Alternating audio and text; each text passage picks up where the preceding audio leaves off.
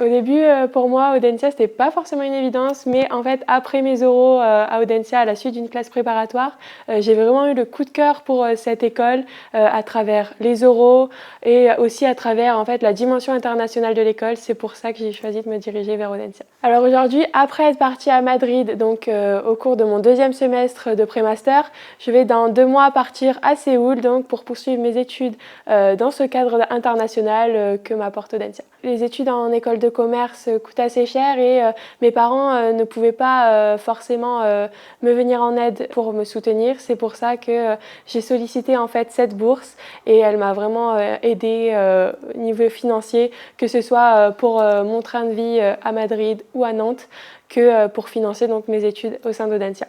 On a constaté une évolution des demandes de bourse ces dernières années, puisque auparavant, l'école concentrait vraiment son aide financière au niveau des frais de scolarité pour les étudiants. Et on voit émerger des besoins différents, des besoins qui sont plus liés aux frais de vie des étudiants et des besoins qui sont liés aussi aux prérequis en fait, des programmes.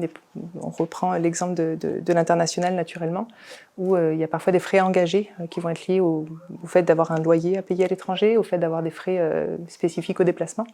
Alors c'est important à ce moment-là, effectivement, de pouvoir appuyer ces étudiants et de pouvoir les orienter et les aider dans ces moments-là. Un étudiant qui rencontre des difficultés financières va devoir changer son choix de parcours, va souvent en fait, devoir modifier un petit peu sa manière d'appréhender le programme. Ils vont parfois augmenter leurs heures de travail, ce qui peut mettre en danger naturellement la bonne réussite d'un parcours universitaire. Parfois, ils vont faire des choix aussi d'aller vers de l'apprentissage qui n'est pas nécessairement dans le cœur de métier qu'ils auraient choisi initialement, mais parfois c'est des apprentissages qui vont être disponibles pour eux à ce moment-là. Et naturellement, on va avoir des étudiants qui vont refuser certaines opportunités, des opportunités de stage à l'international, des opportunités où ça aurait pu leur permettre en tout cas d'avoir un choix de parcours qui était en cohésion avec leurs objectifs finaux.